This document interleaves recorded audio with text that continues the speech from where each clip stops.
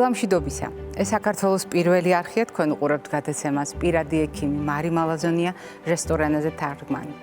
დაგვიანებით გილოცავთ ნათლისღების ბრწყინვალე დღესასწაულს და ყოველას ჯანმრთელობას და დღეგრძელობას გისურვებთ. რასაკვირველია, ჩვენ ისევ ადამიანზე ვისაუბრებთ დღეს და ვისაუბრებთ ადამიანის სიცოცხლეზე, როგორც მთავარ ღირებულებაზე ნებისმიერ საზოგადოებაში. ვისაუბრებთ განსაკუთრებული სიყვარულით ბავშვებზე და ბავშვებისთვის ხელსაყრელ უსაფრთხო გარემოზე. თუ რატომ არის მნიშვნელოვანი ეს ჩვენი შვილების ნერვული სისტემის ჯანმრთელობისათვის, მათი თავის ტვინის ნორმალური მდგომარეობისათვის, ამაზე მოგვიანებით უკვე დეტალურად გადაცემის მსვლელობისას შეიტყობ, თუმცა მანამდე აუცილებლად უნდა გითხრათ, რომ ჩვენი შვილების ჯანმრთელობაზე და შესაბამისად ჩვენი მომავლის ჯანმრთელობაზე ძალიან ბევრი ფაქტორი ახდენს გავლენას, როგორც განყენებულად, ასევე ერთდროულად მათი მოქმედებისას. როდესაც ჩვენ შვილებისთვის ქმნით დღესასწაულს, ძალიან ვინდომებთ. მიუხედავად იმისა, რამდენი შეგვიძლია, რამდენი არ შეგვიძლია, რამდენად შევწვდებით ეკონომიკურად დასახულ ამოცანებს ან ემოციურად გვეყოფა რესურსი, ჩვენ მაინც ვინდომებთ მაქსიმუმს. მაგრამ ამ ჩვენს მონდომებას აქვს გარკვეული წახნაგები, რომლის შესახებაც ხშირად არ ვიცით. არადა მეცნიერება მიცის.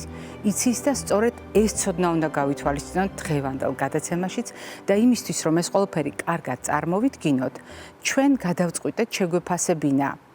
რას ფიქრობ საზოგადოება თემასთან დაკავშირებით, როდესაც ბავშვებს ჩვენ უნდა მოუწყოთ ზეიმი. მაგალითად, აღვნიშნოთ დაბადების დღე. რა თქმა უნდა, პატარებს ყველაფერი უყვართ. უყვართ ზარზეიმით ამ თარიღის გამოყოფა, უყვართ საყვარელ ადამიანებთან ურთიერთობა, უყვართ მეგობრებთან ერთად განსაკუთრებულ დიდხანს, გარკვეული შენიშვნების გარეშე თამაში, უყვართ საჩუქრები და ბევრი სხვა რამ. თუმცა იმისთვის, რომ საზეიმო განწყობა შეიქმნას, მაინც განსხვავებული წარმოდგენა გვაქვს, რა სჭირდება კონკრეტულად ჩვენს შვილს. და ჩვენ ჩავატარეთ გამოკითხვა, რომელიც უკავშირდება საზოგადოების დამოკიდებულებას და თქვენ იცით, რომ ჩვენ ხშირად ვიყენებთ ამ ინსტრუმენტს იმისთვის, რომ შევაფასოთ განწყობა. და დავსვით მარტივი კითხვა. როგორ ფიქრობთ, ბავშვებს დაბადების დღეზე ყველაზე მეტად რა უხარიათ? რასაკვირველია, აზრები გაიყო, როგორც ყოველთვის და დაბადების დღის აღნიშვნა და ზეიმი, ანუ მასშტაბური ღონისძიება, ბავშვების საყვარელი თემა ნამდვილად არის, მაგრამ გამოკითხულთა 10% ითვლის მხოლოდ, რომ ეს სჭირდებათ პატარებს იმისთვის, რომ საზეიმო განწყობა შეექმნათ. 15% ითვლის, რომ საჩუქრები უყვართ ბავშვებს და საჩუქარი იქნებოდა ყველაზე მნიშვნელოვანი. მაგრამ როგორც მოსალოდნელი იყო, გამოკითხულთა 65%-მა, ანუ უმრავლესობამ ბრძანა, რომ ბავშვებს ორივე სჭირდებათ. იმიტომ რომ ხარბები არიან, არა. იმიტომ რომ ამას აქვს წინაპირობები და დღეს ჩვენ ამაზეც ვისაუბრებთ. და მხოლოდ 10%-მა ამ კითხვას უპასუხა ფრაზით არ ვიცი. სინამდვილეში რას ამბობს მეცნიერება და რატომ არის ერთი მხრივ საყურადღებო ჩვენ შვილებს მოუწყოთ ზეიმები და მეორე მხრივ რატომ არის საყურადღებო ვიცოდეთ რისკები, რომელიც შეიძლება იყოს სამედიცინო ჭრილში ამოვლენების მიღმა და შიფრული.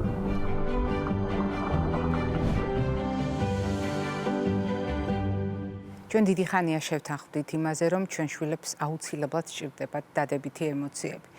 იმაზეც შევთანხმდით, რომ ჩვენ შვილებს სჭირდებათ ზეიმი, ჩვენ შვილებს სჭირდებათ დღესასწაული და აუცილებლად ვითვალისწინებთ ასეთ დროს მათ განცდებს, მათ დამოკიდებულებას, რომელსაც შეიძლება ახლდეს სიხარულიც და ახლდეს შიშით. ჩვენ ამაზე რამდენჯერმე ვისაუბრეთ და სულ რამდენიმე კვირის წინ ამაზე საგანგებოდ გადაცემაც კი გქონდა. მაგრამ თუ ჩვენ საუბრობთ ბავშვებთან დაკავშირებულ რისკებზე, როდესაც ჩვენ ვაწყობთ ამ ზეიმებს, ჩვენი დამოკიდებულება, რა თქმა უნდა, ყოველთვის არის კეთილი განზრახვით ახსავსე, მაგრამ არის გარკვეული თვალსაზრისით სამედიცინო რისკების შემცველი.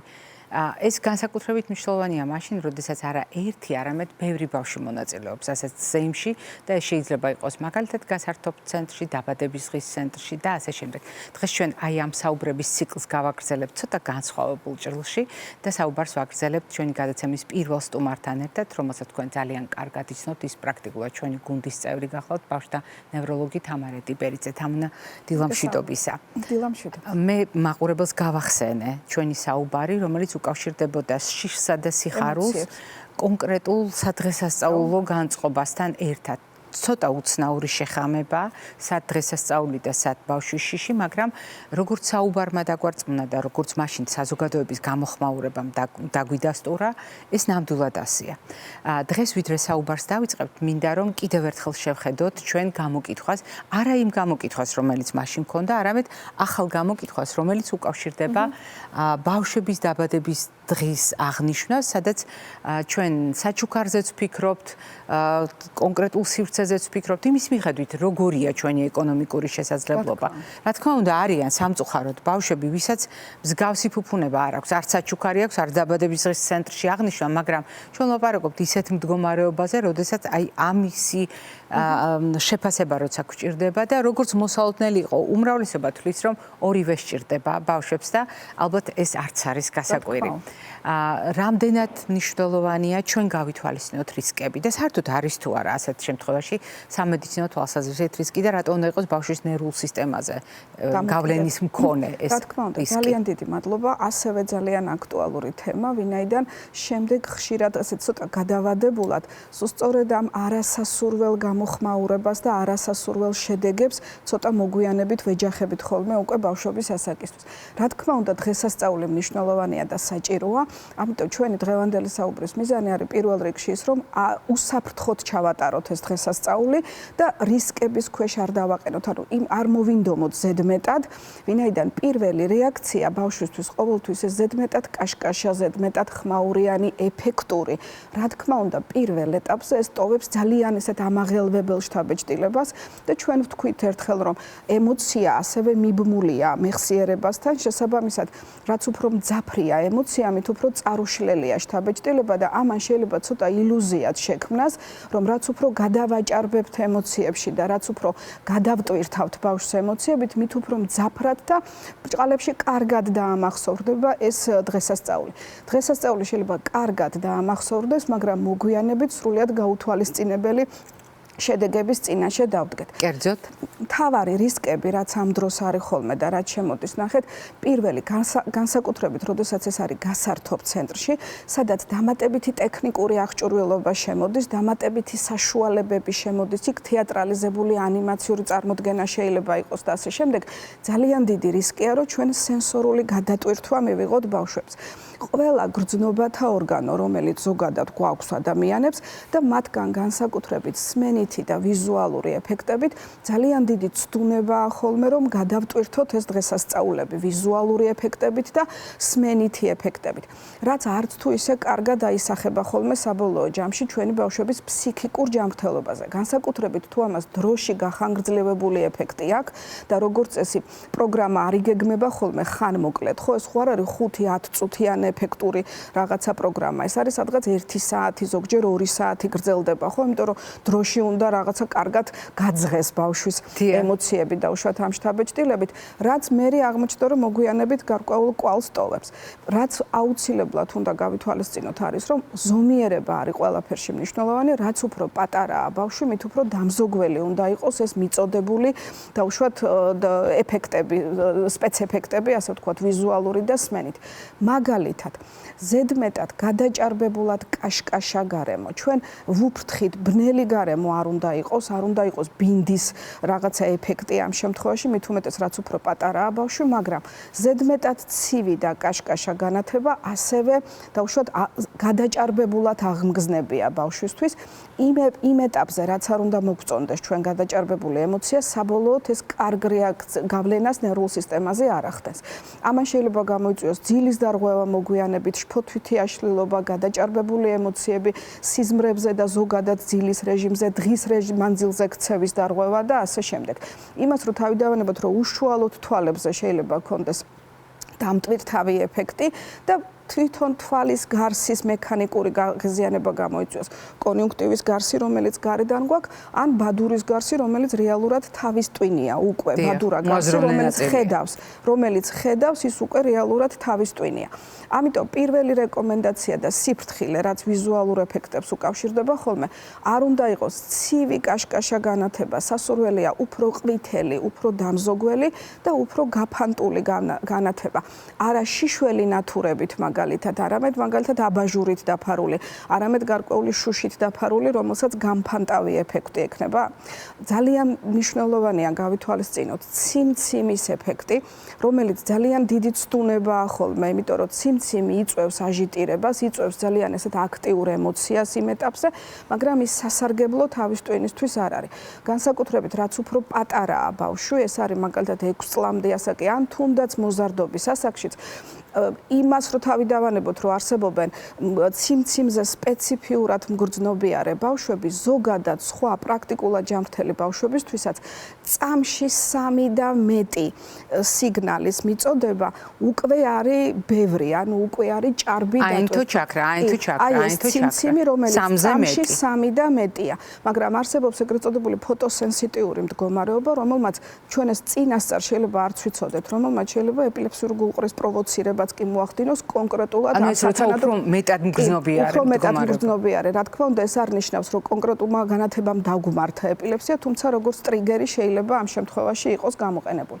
და მნიშვნელოვანია არა უბრალოდ ციმციმის ეფექტი, არამედ ფერების მონაცვლეობაც, მეტისმეტად კონტრასტული ფერები, მაგალითად, უბრალოდ თეთრი და შავი. აი უბრალოდ ჩაქრა სრული სიბნელიდან სრულ კაშკაშზე გადასვლა მაგალითად, ან რომელიმე კონტრასტული ფერები, ხო, ესეთი ფერად ეფექტებს ხო ხშირად მიმართავენ ხოლმე და ალბათ ბევრს გაახსენდება ახლა განსაკუთრებით უფროსი თაობის ადამიანებს ერთ-ერთი ცნობილი ისტორია ანიმაციასთან მიმართებაში, რომელიც პირდაპირ სახლში განუვითარდათ ბავშვებს, ლურჯის და წითლის ძალიან სწრაფი მონაცვლეობა, ლურჯი და წითელი ფერების ძალიან სწრაფი მონაცვლეობა. რომლის შემდეგაც აიკრძალა ეს მულტფილმები, ის ანიმაცია აიკრძალა და ეს ეფექტები ზოგადად აიკრძალა, მაგრამ ანუ ის რაც დავუშვათ შეიძლება ანიმაციებში გათვალისწინებული ახანდახან გვეშლება და გასართობ ცენტრებში ამ რაღაცასაც ვაწყდებით ხოლმე.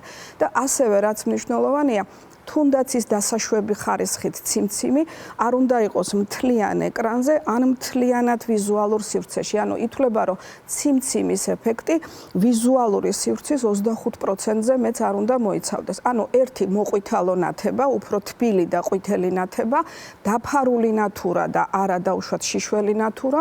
მეორე, ეს არის მკვეთრი კონტრასტების თავიდან აცილება, ციმციმის ეფექტი 3 და ნაკლები, წამში ან კიდევ უფრო იშვიათი და ვიზუალური სივრცის 25%-ზე ნაკლები უნდა იყოს ეს ციმციმი. ეს რაც ვიზუალურ შეეხება. სმენას რაც შეეხება, ამ შემთხვევაში ალბათ ესეც უნდა ვახსენოთ, ძალიან ხმაურიანია გასართობი ცენტრები, ამაში ყველა დაგვეხმარება ერთმანეთი. ასეთ გარემოში საქმეც ამაშია, ბავშვებს იზიდავთ ეს მძაფრი ემოციები, მძაფრი ეფექტები იზიდავთ, მაგრამ რეალურად ესეც სასარგებლო არ არის, იგივე შფოთვები, იგივე ქცევითი დარღვევა, იგივე ძილის დარღვევა ამან შეიძლება გამოიწვიოს იმას, რომ თავი დავანებოთ, რომ პირველ შემთხვევაში თუ თვალის დაზიანებაზე იყო საუბარი, ამ შემთხვევაში სასმენი ორგანო, სმენის ორგანო, რომელიც ასევე განვითარებადია ადრეულ ასაკში, ასევე პრობლემაა და წარმოიდგინეთ რეკომენდებული ხმაური სკოლამდელი ასაკის ბავშვებისთვის ეს არის 50-60 დეციბელი, ეს არის ჩვეულებრივი საუბარი, ანუ იმ ხმაურში ორ ადამიანს ერთმანეთის საუბარი უნდა ესმოდეთ. მოდი ახლა გულზე ხელი დავიდოთ და ვთქვათ, როგორც კი გასართობ ცენტრში იწყება პროგრამა, ერთმანეთის როგორც წესი აღარ გვესმის, ხო? მაქსიმუმი არის 70 დეციბელამდე, რომელიც არის აი გასართობ მოედანზე ჟრიამული, მაგრამ ესეც ღია სივრცეში და არა ჩაკეტილ სივრცეში. ანუ მარტივად რო შევაფასოთ, რა თქმა უნდა, გამზომი ეფექტებიც არსებობს, მაგრამ ორ ადამიანს ერთმანეთის საუბარი გვერდიგვერდ ყვირილი არ უნდა ჭირდებოდეს, უნდა ესმოდეს, ისეთი ხმაური უნდა იყოს გასართობ ფონი ისეთი უნდა იყოს, ეგრეთ წოდებული. აი ამ შემთხვევაში უკვე დანარჩენი, რა თქმა უნდა, დღესასწაული ყოველთვის დღესასწაულია და სასარგებლოა. ჩვენ საუბარს ვაგრძელებთ ძალიან ნიშნულოვანი წახნაგით, აი ამ შეგრძნებების სამყაროს კიდევ უფრო მეტად დავაკვირდებით, რადგან გვექნება ჩვენი სტუმრის დამსახურებით ამის შესაძლებლობა, თუმცა მე მაყურებელს ვიდრე გავაგრძელებ, აუცილებლად უნდა განვმარტო. ჩვენი საუბრის ამოცანა არასოდეს არის რამის აკრძალვა. ჩვენი საუბრის ამოცანა არასოდეს არის საზოგადოების შეშინება. პირიქით, ჩვენი ამოცანა არის ინფორმირება იმისთვის, რომ ვიცოდეთ, სად შეიძლება იყოს რისკები, რა ტიპის რისკები შეიძლება იყოს და როგორ შეგვიძლია ამ რისკებისგან დავიცოთ საკუთარი თავი, რა თქმა უნდა, ჩვენი შვილები და ჩვენი ოჯახის წევრები, მთლიანად საზოგადოება. მოკლედ ხრის შემდეგ ჩვენ კიდევ ერთი კოლეგა შემოგვერთდება.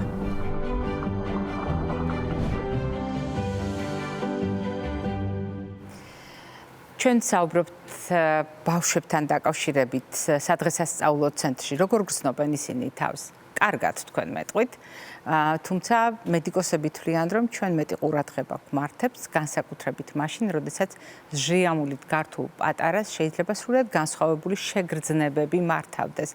ამიტომ ჩვენ კიდევ ერთი კოლეგა შემოგვერთა სენსორული თერაპევტი, ქალბატონი ლუსი ჯალაღანია. ლუსი, გამარჯობათ. მოგესალმებით. და თავიდანვე გეტყვით, რომ ძალიან მიხარია ამ შემთხვევაში ჩვენ რომ გვექნება საშუალება სრულად განსხვავებულ წახნაგში დავინახოთ ეს მოვლენები, უბრალოდ განსხვავებული წახნაგით და გარკვეულწილად მოდელირებაც კი გავაკეთოთ სიტუაციის. ვიდრე თქვენ დაიწყებთ ცხოვრებას, თქვენ შეგიძლიათ გვაჩვენოთ რაღაც და მე ვიდრე თქვენ მოემზადებით, მე ვთხოვ ჩვენს ჯგუფს რომ შეცვალონ ჩვენი გარემო და ნაცვლად ტრადიციული სტუდიური განწყობისა, რომელიც არის და არის ტრადიციული განათებული სივრცე, ცოტა ხნით ჩააბნელონ ჩვენი სტუდია. რა მოხდება, მე ამას უკვე ყველანი ერთად ნახავთ. თქვენ ხედავთ იატაკზე მოციმციმე გამოსახულებას, რომელიც უწყვეტ რეჟიმში მუშაობს და ჩვენ შეგნებულად მხოლოდ ლოკალური უბანი გვაქვს არჩეული. წარმოიდგინეთ, რა მოხდება, თუ ეს გამოსახულება გადადის ყველგან, კედლებზე, ჭერზე, თან ეს არის უწყვეტად რამდენიმე საათის განმავლობაში. ეს არის ეგრეთ წოდებული ლაზერული შოუ, რომელსაც ბავშვები თვალყურს ადევნებენ და ძალიან სპეციფიკური განათება, რომელიც არავის უყურს, ვინც ერთხელ მაინც ნამყოფია გასართობ ან დაბადების დღის ცენტრში. მე კიდევ ერთხელ ვიტყვი, ამ თემაზე ჩვენ საუბრობთ არა იმიტომ, რომ შვილებს უარი ვუთხრათ დაბადების დღებზე დასასვლელად, როდესაც ემზადებიან ან დაბადების დღის აღნიშვნაზე. ჩვენ ცოტა ხნით გამოვთავთ ამ ლაზერულ მოწყობილობას, თუმცა შეგვიძლია ის განათება დავტოვოთ იმისთვის, რომ წარმოიდგინოს ჩვენმა მაყურებელმა აი ეს მუდმივად მონაცვლეობა ფერისა რას იწვევს შეგრძნებებთან დაკავშირებით. უნდა ვთქვათ და თქვენ ხართ შეგრძნებების თერაპევტი.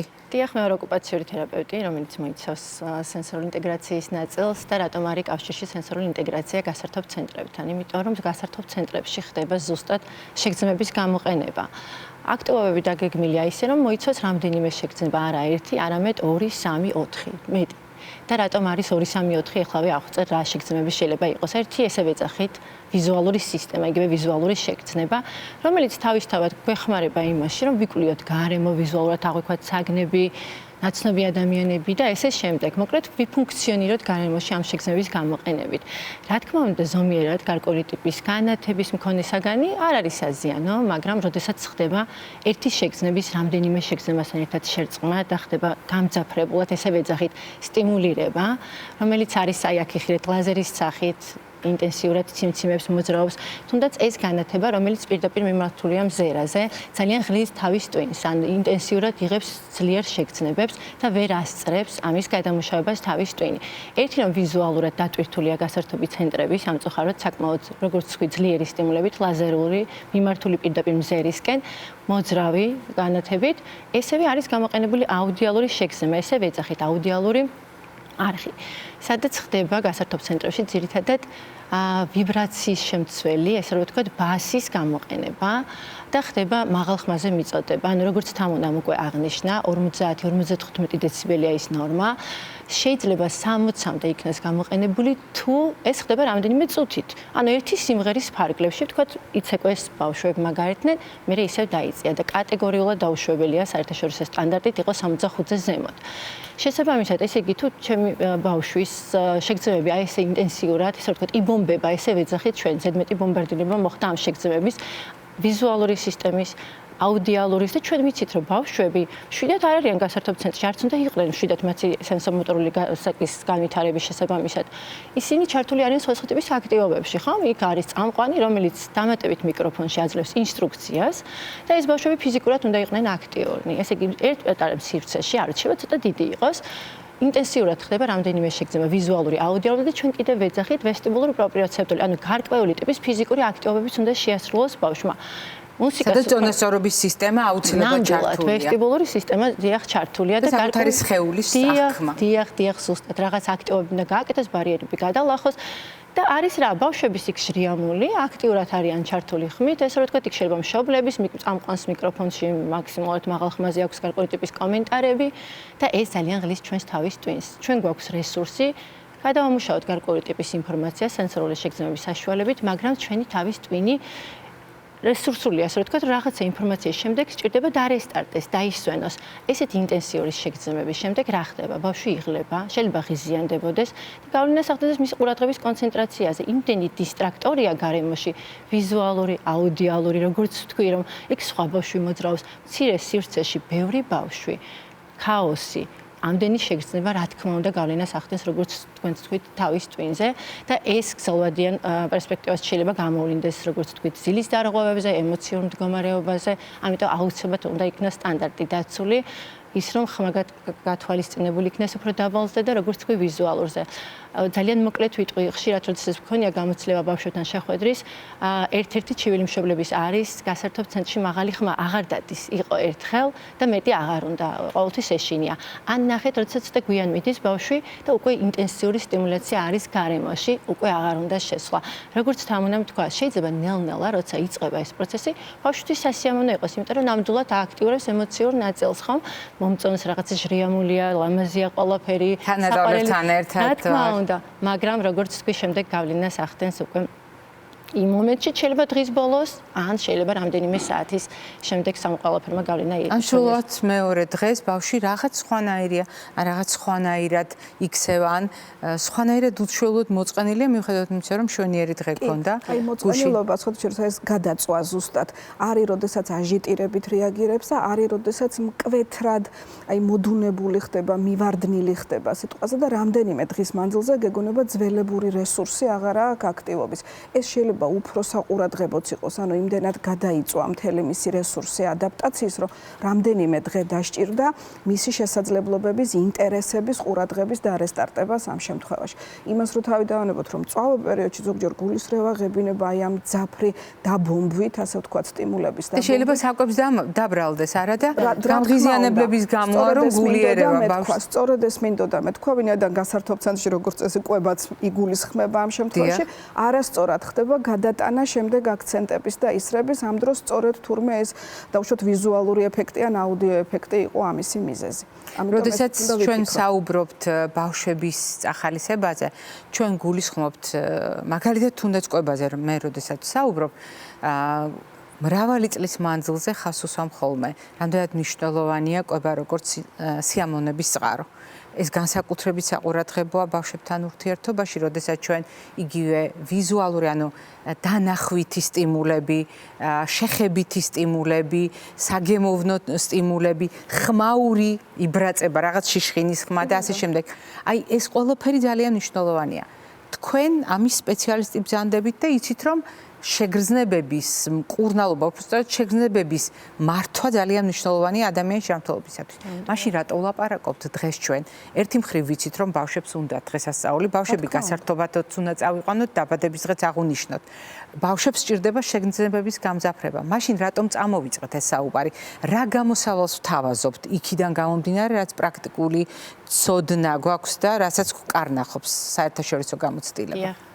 ნამდვილად ძალიან მნიშვნელოვანია სენსომოტორული განვითარების ეტაპზე და ძირითადად დაბადების დღის ცენტრში ვინდედიან ბავშვები. აი ამას აკისრხავ, როდესაც მაქსიმალურად სჭირდებათ ამ შეგრძნებების გარემოს კვლევა.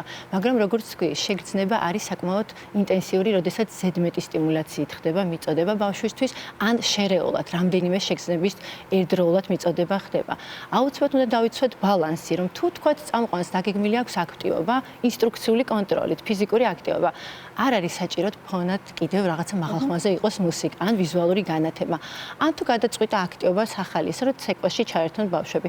მაშინ გამოვიყენოთ გარკვეული ტიპის ზომიერი ხმით მუსიკა დაახლოებით 50-55 დეციბელამდე და იყოს ცოტახანი ვიზუალური განათება, მაგრამ არ იყოს მიმართული თვალისკენ, არ იყოს ლაზერული, რომელიც ბავშვს კარგ დროსაც გაატარებინებს, კიდევ მოუნდება მოსვლა და ესევე ჩვენც მშობლები თქვათ უსაფრთხოდ იქნებიან, რომ არ ვაზიანებ ბავშვს სიამოვნებს და კიდევ მოვა. დღის ცენტრისთვისაც რა თქმა უნდა უკვე ის სწორედ მიწოდებული სერვისია, რომელიც შეიძლება ისევ განახორციელოს ზედმეტი სტრესის გარეშე ბავშვისთვის. და რაც თავარია, არც მოკლევადიან პერსპექტივაში და არც გრძელვადიან პერსპექტივაში ბავშვი არ დაზარალდება. თუ შეიძლება ერთს დავამატებ უსაფრთხოებიდან გამომდინარე, ჩვენ აი მეტნაკლებად განეიტრალება როგორ ხდება. თუ ვიზუალურ ეფექტს, სინათლის ეფექტს პლუს ემატება ბევრი ამრეკლავი ზედაპირი, ეს აძლიერებს ეფექტს. ჩვენ შეგვიძლია გამოვიყენოთ ქალი დაფარვა, მატისებური ზედაპირები, რომელიც უფრო დაბინდული ზედაპირი. დაბინდული, რომელიც შთანთქავს ამ ნათებას და პლუს არ აირეკლება კედლებიდან ეს ყველაფერი. ამიტომ ზუსტად ის 25%-იანი ლიმიტი, ზუსტად ის შეზღუდვა უფრო დაცული იქნება. მეორე შემთხვევაში მძაფრ აუდიო სტიმულებს, ანუ აი ამ ხმოვან სტიმულებს შთანთქავს მაგალითად რბილი საფარველი, ბევრი ფარდა და ასე შემდეგ. ოღონდ ეს მეორეს მხრივ შეიძლება მტრის წყარო იყოს, ანუ დამატებით ეს არის გასათვალისწინებელი შემდეგ, რომ იქ ალერგენების დაგროვება არ მოხდეს. ანუ გარკვეული ბალანსირების ხრიკები და საშუალებებიც არსებობს, ესენი მაქსიმალურად უნდა გამოვიყენოთ. კრიტიკულად მნიშვნელოვანია ბალანსის დაცვა და იყოს ეტაპობრივი გადასვლა, ეტაპობრივი გამძაფრება შეგრძნების და შემდეგ აუცილებლად თავისუფალი პაუზების დატოვება და კრიტიკულად მნიშვნელოვანია, რომ ნებისმიერ გასართობ სივრცეში იყოს დისტანცირების საშუალება, ანუ ბავშვი, რომელსაც არ უნდა მთლიანად გამოეთიშოს აქტივობას, მაგრამ უფრო წყნარი ადგილიდან, უფრო განათებული ადგილიდან, ნაკლებად დატვირთული ადგილიდან დააკვირდეს და არ იყოს მაინც და მაინც ეპიცენტრში. ჩვეულებრივ ტერიტორიული ყველაზე დიდ ცენტრშიც კი იმდენად ბევრი ბავშვის ერთად მიყვანა ხდება, ხოლმე რომ ფიზიკურად ადგილი არ რჩება, თან ბავშვი მარტო არ მიდის, ზრდასრულებიც არიან, ზრდასრულები არანაკლებ ხმაურობთ, მინდა გითხრათ, თან როცა ვცდილობთ გადავფაროთ ეს ძლიერი ხმაური და მართლა სრული ქაოსია ხოლმე, მოდი გულზე ხელი დავიდოთ და კარგად და მშვიდად არც ზრდასრულები არ გრძნობთ ხოლმე შემდეგ ამ ინტენსიური დაბადების ხის მერე თავს. ამიტომ არსებობს წესები, რომლითაც დღესასწაული ნამდვილად დღესასწაული იქნება ცუდი შედეგების გარეშე. და ბოლო ფრაზა, რომელიც ასევე რეკომენდაციებს დაუკავშირდება და ასევე ამინდის გამოსწორებას. მე ასე მგონია ყოველ შემთხვევაში, ჩვენი საუბარი ხო ამას ემსახურება, ბავშვების უსაფრთხოებიდან გამომდინარე. ჩვენ შევთანხმდით, რომ ხმაურს აქვს ზღვარი და ეს ხმაური შეიძლება იყოს მეტნაკლებად ადაპტირებული ბავშვის შესაძლებლობებზე. შევთანხმდით ზედაპირებზე, შევთანხმდით გარემოზე, განათებაზე და ასე შემდეგ. და ბავშვების დაზარალების შემთხვევაში ეს შეგრძნებები გამოსწორებადია, ბავშვმა მიიღო უსიამოვნო შთაბეჭდილებები, ბავშვს აქვს ცუდი შეგრძნებები დამახსოვრებული ამ მოვლენებთან დაკავშირებით. გამოსწორებადია, ამას ჭირდება მუშაობა, თერაპია ჭირდება. დიახ, ძალიან ინდივიდუალურია, ზოგადად ამონამას თქვა დიდ გავლენას ახდენს ემოციურ რეგულაციაზე, ანუ მისთვის ასოცირდება თუნდაც როგორც კი ესმის დაბადების დღის სიმღერა, ასოცირდება იმ გარემოსთან და ითხოვენ რომ გამოირთოს ეს სიმღერა. ან რაიმე ტიპის განათება როგორც კი ხდება მის ვიზუალურ ველში, ეგრევე ითხოვს გამორთვა, აქედან არიდებას, იმიტომ რომ ის ტრაუმული გამოცდილება მოდის, რეტრაუმატიზაცია ისევ ხო მეორდება მის შემთხვევაში. ამიტომ დესენსიტიზაციას ვაკეთებთ. ნელ-ნელა რა არის გარემოს მიმართ დობა დაკარგა ბავშვმა, იმიტომ რომ ცუდი გამოცდილება მიიღო და ჩვენი მიზანია ნელ-ნელა დაიბრუნოს გარემომ მისი ნდობა. ოღონდ არა ტრაუმის ხარჯზე, ხო ნელ-ნელა მოვახდინოთ ის დესენსიტიზაცია გარკვეული ტიპის აქტივობებით, ბუნებრივ გარემოში, სადაც ბავშვი მშვიდად გრძნობს თავს, რომ ისწავლოს შეგრძნებების გადამუშავება. უსაფრთხოდ, ნელ-ნელა და ეტაპობრივად, არა როგორც თქვი ინტენსიური სტიმულაციით. ძალიან დიდი მადლობა ქალბატონებო დღევანდელი სტუმრობისთვის. მე ძალიან დიდი იმედი მაქვს, რომ არ შემოგწყრებიან ოჯახის უფროსი წევრები, რომლებსაც უახლოს დღეებში დაგეგმილი ქონდათ ბავშვებისთვის დაბადების დღის აღნიშვნა.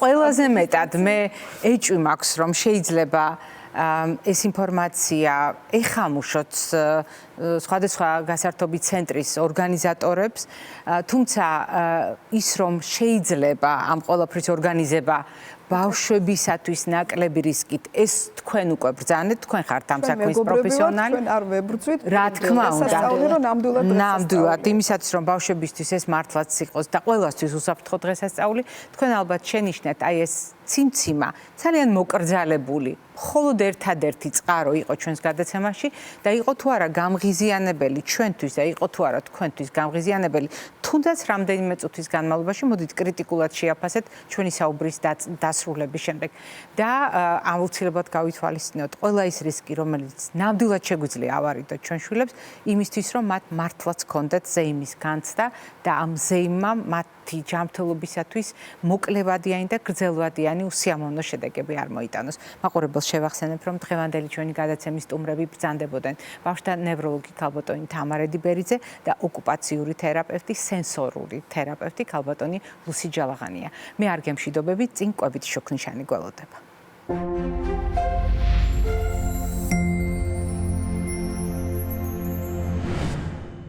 როდესაც ბავშვებისთვის მოწყობილ დღესასწაულზე ვსაუბრობთ, თითქოს ყველაზე ნაკლებად კვებით ჭრილში ამას მიესადაგება ჩვენი თეფში.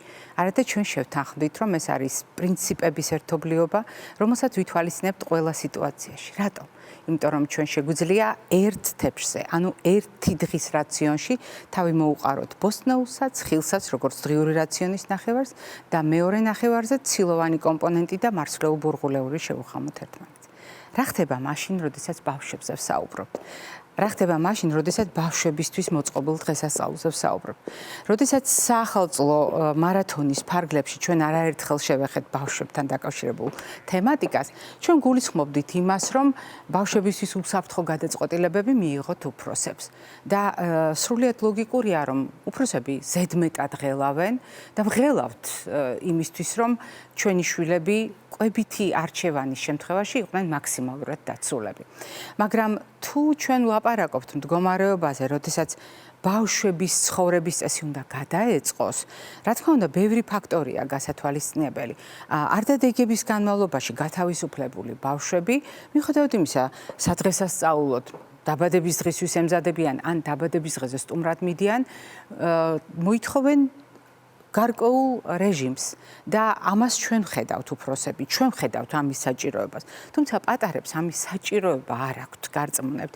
ბავშვებისთვის სილაღე გულისხმობს გათავისუფლებას ყოველდღიურ რუტინაშიც და შესაბამისად ჩვენი ამოცანები დღესასწაულების ხანგრძლივი მარათონის შემდეგ ბავშვი დაუბრუნდეს ჩვეულ რუტინას, არც ისე ადვილად შესასრულებელია. რადგან ჩვენ გვჭირდება მაგალითად გამოვიყენოთ სამი მთავარი გასაღები: რეჟიმი, ულუფა, რაციონი, არა მარტო კვებასთან მიმართებაში, არამედ ძილთან, აქტივობასთან და ნებისმიერ სხვა ფაქტორთან მიმართებაში. და ასეთ შემთხვევაში ორიენტირი, დრო ბავშვებისთვის არც თუ ისე კარგი შემომსაზღვრელია. სხვათა შორის ძალიან მნიშვნელოვანია, როდესაც ჩვენ საუბრობთ ბავშვის ჯანმრთელობაზე და ბავშვის რუტინის აღდგენაზე, ფიზიკური აქტივობის ჩართვა, წონის გააზრება სწორად იმ მომენტში, როდესაც უკვე ჩვენ ვიწყებთ კონკრეტული ყოველდღიური ამოცანების შესრულებას, ადეკვატურად სითხის მოხმარება, იმ რისკების გათვალისწინება, რაც ყოველდღიურად არის მნიშვნელოვანი და არასოდეს გვავიწყდება, როდესაც ჩვენ მლაშე, ტკბილ, ძალიან ცხიმიან საკვებს, პროცესირებულ პროდუქტებს, დიდი რაოდენობით ხილის წვენს და ასე შემდეგ ბავშვებს არ ვთავაზობთ. ალტერნატივა ხილის მოხმარებისა წვენი არ არის და ჩვენ შევთანხმდით. ეს არის ის ჩამონათვალი, რომელიც რუტინის აღდგენას ემსახურება და ემსახურება მაგალითად ულუფის გამოსწორებას ძილშიც, კვებაშიც, ფიზიკურ აქტივობაშიც, თეფშის ნორმირებას, გარკვეული საჭიროებებისა და მოთხოვნილებების შეხამებას, ყოველდღიურ ამოცანებთან და ასე შემდეგ.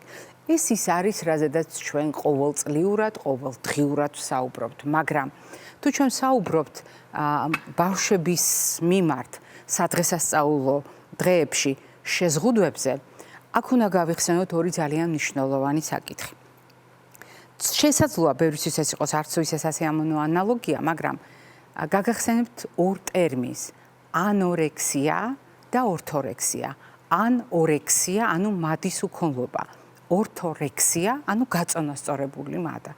ორი განსხვავებული მდგომარეობაა თავად ტერმინიდან გამომდინარე, მაგრამ ამ ორ მდგომარეობას შეუძლია მიიყვანოს ადამიანი ერთი და იგივე შედეგთან. რატომ? გარკვეულ პროდუქტებზე ან ზოგადად კვებაზე უარის თქმა უკიდურესი შეზღუდვაა და ორთორექსია რომელიც თითქოს მხოლოდ ჯანსაღი საკვები პროდუქტების არჩევას გულისხმობს, მხოლოდ ჯანსაღი ცხოვრების წესის ფარგლებში, ასევე არის იმის გამომწვევი, რომ ადამიანი მივიდეს შეზღუდვამდე. კეთილის რახვებით, ერთი შეხედვით, ძალიან კარგი მოტივით მივიდეს იგივე მდგომარეობასთან. იგივე ხდება მშობლების შემთხვევაში, როდესაც ჩვენ ორ უკიდურესობას ვებრძვით. უпростоრად ორი უკიდურესობისკენ ვიხრებით. როდესაც ჩვენ გეგმავთ ან უკიდურესად უარის თქმას ნებისმიერ ეგრეთ წოდებულ მავნე პროდუქტზე, ან როდესაც მხოლოდ ჯანსაღი კვების მოტივით ვცდილობთ პროდუქტების გადარჩევას. ეს ემსგავსება ორთორექსიას. ისევე როგორც მდგომარეობა, როდესაც არავითარი არჩევანი ამ პროდუქტების ჩართულობით, არავითარი პროცესირებული, არავითარი ტკბილი, არავითარი მლაშე, არავითარი ცხიმიანი პროდუქტი. ასეთი უკიდურესობები ბავშვებისთვის სახიფათოა. მშობლებისთვისაც სახიფათოა, იმიტომ რომ ხშირად ჩვენი ცოდნა გგონია მთავარი ორიენტირი და შესაძლოა მან არც თუ ისე კარგი და სწორი მიმართულებით მიგვიყვანოს, იმიტომ რომ ბავშვებისთვის შეზღუდვები არის სახიფათო. რას ნიშნავს, როდესაც ჩვენ საუბრობთ მაგალითად ბავშვებისთვის შეთავაზებულ პროდუქტებზე. დიახ, ჩვენ ვიცით უფროსებმა, რომ ბავშვებს სჭირდებათ ხილი და ბოსტნეული ყოველდღიურ რაციონში ბოსტნეულის უპირატესობით, რომ ეს არის ის ინსტრუმენტი, რომელიც მათი ორგანიზმის გაჯანსაღებისთვის უნდა გამოვიყენოთ. მაგრამ ბავშვებს არ უყვართ ბოსტნეულის გემო ხშირად. არ მოსწონთ ის შეთავაზება, რომელსაც ჩვენ ჯანსაღი ცხოვრების წესის მოტივით ან ჯანმრთელი კვების მოტივით ვთავაზობთ. და ასეთ შემთხვევაში როგორ უნდა ვიპოვოთ ოქროს შუალედი? რა თქმა უნდა, აქ არის ერთი ძალიან მნიშვნელოვანი წახნაგი. არასოდეს დაგვავიწყდეს რისკის ზონები, არასოდეს დაგვავიწყდეს იმის აუცილებლობა, რაზედაც უკვე ვისაუბრეთ, წონის სტაბილურობა, ფიზიკური აქტივობა, ძილის მოწესრიგება, რეჟიმის ულუფის, რაციონის გათვალისწინება ნებისმიერ შემთხვევაში. მაგრამ ამავე დროს ალტერნატივების ძიება. ეს არის პირველი მთავარი რეკომენდაცია დღევანდელი კვებით შუქნიშნის. როდესაც ჩვენ გემრიელ, საყვარელ წარმოდგენებს ბავშვებისა ჯანსაღ პროდუქტებთან ვახამებთ. მაგალითად, თხილეულს, სხვადასხვა სახის კაკალს, მაგალითად, გამომშრალ ხილს ამოვავლებთ შოკოლადში. შოკოლადი არის მუქი, ამას არ ვაკეთებთ 3 წლამდე ასაკში არავითარ შემთხვევაში და შემდეგ უკვე ვაკეთებთ პედიატრის რეკომენდაციის გათვალისწინებით, როდესაც ვიცით, რომ არც ალერგია აქვს ჩვენ შულს, ან რაიმე უკუჩვენება იმისთვის, რომ ასეთი გადაწყვეტილება მივიღოთ. მოკლედ, შეგვიძლია ეს პროდუქტები, ნედლი ხილი, სეზონური ხილი, თხილეული და გამომშრალი ხილი ამოვგარსოთ, ანუ შემოვგარსოთ შოკოლადით, რეალურად ამოვავლოთ შოკოლადში და ასეთი შემოგარსული პროდუქტი თავისი ფორმით და შინაარსით შევთავაზოთ როგორც ალტერნატივა. ეს შეიძლება იყოს ხაჭოს განმომზადებული დესერტი, ეს შეიძლება იყოს მაწვნის ფუძეზე მომზადებული დესერტი, ეს შეიძლება იყოს მაწვნის მარცვლეულ ბურღულეულისა და ხილის გამოყენებით, ან თხილის დამატებით მომზადებული. ასეთი არაერთი რეცეპტი მოგისმენიათ თქვენ ჩვენს გადაცემაში, მაგრამ ასეთი ალტერნატივების ძიება გვაძლევს საშუალებას ბავშვებისთვის საყვარელი გემოები, უფრო მიმზიდველი გემოები, უფრო მიმზიდველი ვიზუალი დავუკავშიროთ იმ არჩევანს, რომელიც მათ ძალიან სჭირდებათ და რომელიც ყოველთვის არის ჩვენი კვებითი შუქნიშნის ნაწილი. და მეორე ძალიან მნიშვნელოვანი საკითხი გახლავთ ჩვენი წარმოდგენა. მოდით თვალი გადავავლოთ, რა ხდება დაბადების დღეზე და ძალიან სწრაფად გადავავლოთ თვალი იმ სურათებს, რომელიც ახლა გამოჩნდება. ბავშვები სხვადასხვა პროდუქტს მიირთმევენ მაგალითად დაბადების დღეზე. სხვადასხვა თავშეყრის ველში. ეს შეიძლება იყოს ბურგერები, პიცა, შეიძლება იყოს ჩიპსები, ჰოთ-დოგები და ასე შემდეგ. შეიძლება იყოს სხვადასხვა სახის ნუგბარი. აი რაც შეიძლება სწრაფად რომ წარმოვიდგინოთ ეს ყველაფერი, ტკბილი სასმელები. ეს შეიძლება იყოს სხვადასხვა სახის ნამცხვარი. ეს შეიძლება იყოს სხვადასხვა სახის ტკბილეული, რომელიც ჩვენ კატეგორიულად გვაქვს მის ცხოვრებაში აკრძალული და ძალიან კარგად ვაცნობიერებთ, რომ ეს არ არის სასარგებლო. და ტორტი, რომელიც არის ხოლმე ასეთი დაბადების დღეების განუყოფელი ნაწილი. რა ვქნათ, ჩვენი შვილები არ წავიყვანოთ მეგობრების დაბადების დღეებზე. არ გადავუხათ დაბადების დღეები თუ არ მივცევთ უფლება აი ამ სარიტუალო პროდუქტების მოხმარების. ეს არ არის სწორი გადაწყვეტილება. რა თქმა უნდა, თუ შესაძლებელია უფრო ჯანსაღი ალტერნატივები მოვიფიქროთ, ეს იქნება ძალიან კარგი. თუ ჩვენ შევძლებთ, რომ ჩვენი შვილის და მისი სამეგობროს დამოკიდებულება საკვების მიმართ ეტაპობრივად შევცვალოთ, ეს იქნება ძალიან კარგი. მაგრამ თუ უშუალოდ დაბადების დღეს აღნიშვნისას გადავწყვიტეთ, რომ აი მაინც და მაინც დღეს უნდა გამოვასწოროთ ყველა ხარვეზი და მაინც და მაინც დაბადების დღეზე რომ მიდის ჩვენი შვილი, იქ უნდა დაიცვას ყველა წესი, მაშინ ეს არ იქნება სწორი გადაწყვეტილება არც ფსიქოემოციურად და არც ბავშვის გუნებგანწყობისთვის. და კიდევ ერთი არც სამედიცინო თვალსაზრისით, იმიტომ რომ ერთხელ გასინჯული ასეთი პროდუქტი, თუ ბავშვს ჯანმრთელობის სხვა რისკი არ აქვს, ერთხელ დაგემოვნებული ასეთი პროდუქტი, ერთხელ მირთმეული ასეთი თუნდაც არასასარგებლო პროდუქტი არ მოიტანს ისეთ შედეგებს სამედიცინო თვალსაზრისით, რამდენსაც მისი აკრძალვა შეზღუდა და ჩვენი შვილის გამოყოფა, განკერძოება, გარიყვა მეგობნებისგან. ეს გაცილებით უფრო მძიმე შედეგის მომტანი შეიძლება იყოს ბავშვისთვის. ამიტომ ხანდახან შემწყნარებლობა მშობლების მხრიდან იქნება ძალიან კარგი მხოლოდ კონკრეტულ სიტუაციაში, მხოლოდ ეპიზოდურად, მაგრამ მაქსიმალური გათვალისწინებით შვილის ინტერესებისა და ბავშვების ინტერესებისა. ეს იყო მეორე მთავარი სათქმელი დღევანდელ კვებით შუქნიშანში. მე ამით გემშვიდობებით ჯანმრთელობას და დღეგრძელობას გისურვებთ.